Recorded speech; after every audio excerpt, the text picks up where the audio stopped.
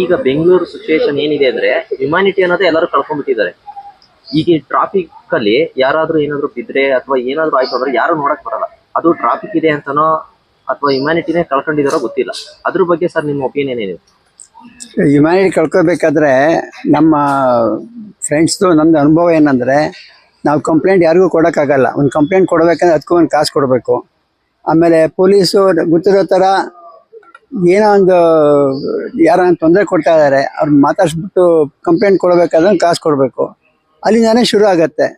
ನೀವು complaint ಕೊಡೋಂಗಿಲ್ಲ, footpath ಮೇಲೆ ನಡೀತಾ ಇರಬೇಕಾದ್ರೆ ಕಾಲು ಎಡು ಬಿದ್ದರೆ ಯಾರು ನೋಡೋಂಗಿಲ್ಲ. ಹ್ಯುಮ್ಯಾನಿಟಿ ಹೆಂಗೆ ಆಗಬೇಕು?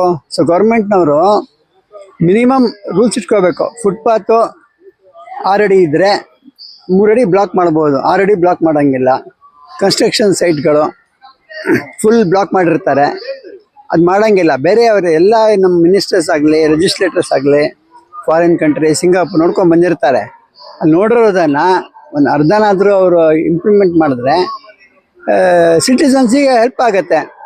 ಆವಾಗ ಮಾನವೀಯತೆ ಅಂತ ಬರುತ್ತೆ. ಇಲ್ಲದೇ ಮಾನವೀಯತೆ ಹೆಂಗೆ ಬರಬೇಕು? ನೋಡ್ತೀವಿ, ಯಾರೋ ಡ್ಯಾಶ್ ಬೋರ್ಡ್ ಹೋಗಿರ್ತಾರೆ, ಪೊಲೀಸ್ನವ್ರು ಏನೂ ಮಾಡಲ್ಲ. ಹಂಗಿರ್ಬೇಕಾದ್ರೆ ನಮ್ಮ ಎಚ್ಚರಿಕೆ ನಾವು ಇರಬೇಕಾಗತ್ತೆ. ಪೊಲೀಸ್ ಇದ್ದಾರೆ ಅಂತ ನಾವು ನಂಬೋಕ್ಕಾಗಲ್ಲ. ಅಲ್ಲಿ ಮಾನವೀಯತೆ ಇಲ್ಲ, ಅದಕ್ಕೆ ಅಷ್ಟೇ.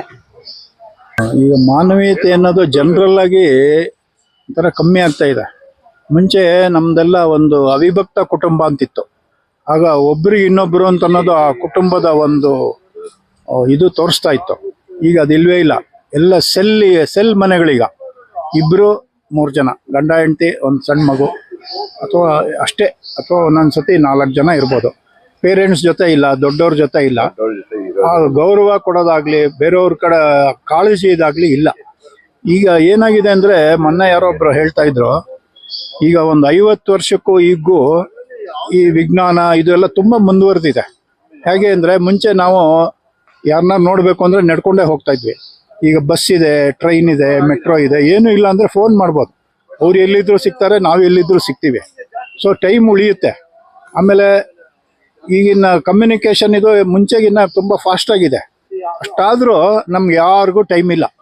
ಈಗ ನೀವು ಹೇಳ್ದಂಗೆ ಯಾರೋ ಒಬ್ರು ಒಂದು ಆಕ್ಸಿಡೆಂಟ್ ಆಯಿತು ಅಂದರೆ ಅಲ್ಲಿ ನೋಡಿದ್ರೆ ಒಂದು ಅರ್ಧ ಗಂಟೆ ಆಗುತ್ತೆ. ಇನ್ನು ನಾವು ಯಾಕೆ ಸುಮ್ಮನೆ ಯಾರೋ ನೋಡ್ತಾರೆ ಅಂದ್ಬಿಟ್ಟು ಹೊರಟೋಗ್ತೀವಿ. ಆ ಥರ ಆಗ್ತಾ ಇದೆ. ಆಮೇಲೆ ಕೆಲವು ಸತಿ ನಾವು ಕಂಪ್ಲೇಂಟ್ ಕೊಟ್ಟರೆ ನಾವೇ ಓಡಾಡಬೇಕು, ಹಂಗಾಗುತ್ತೆ. ನಾವು ಯಾವುದೋ ಒಂದು ಹ್ಯುಮ್ಯಾನಿಟಿ ಇದರಲ್ಲಿ ಅವ್ರನ್ನ ಆಸ್ಪತ್ರೆಗೆ ಕರ್ಕೊಂಡೋಗೋ, ಮಾನವೀಯತೆಯಿಂದ ಆಸ್ಪತ್ರೆಗೆ ಕರ್ಕೊಂಡೋಗೋ, ಅಥವಾ ಪೊಲೀಸ್ನವ್ರಿಗೆ ಹೇಳಿ ಬಂದು ನೋಡ್ಕೊಳ್ಳಿ ಅಂತ ಹೇಳಿದ್ರೆ ನಮ್ಮನ್ನೇ ಹಿಡ್ಕೊಂಡ್ಬಿಡ್ತಾರೆ. ಯಾರಿಗೂ ಟೈಮ್ ಇಲ್ಲ ಅದನ್ನೆಲ್ಲ ಮಾಡೋದಕ್ಕೀಗ. ಯಾಕೆ ಅಂದರೆ ನಮಗೆ ಒಂದು ಹ್ಯುಮ್ಯಾನಿಟಿ ಇದ್ರಲ್ಲಿ ನಾವು ಮಾಡಬೇಕು ಅನ್ನೋದೇ ನಮ್ಮ ವ್ಯಾಲ್ಯೂ ಕಮ್ಮಿ ಆಗ್ತಾ ಇದೆ ಅಂತ ನನಗನ್ಸುತ್ತೆ.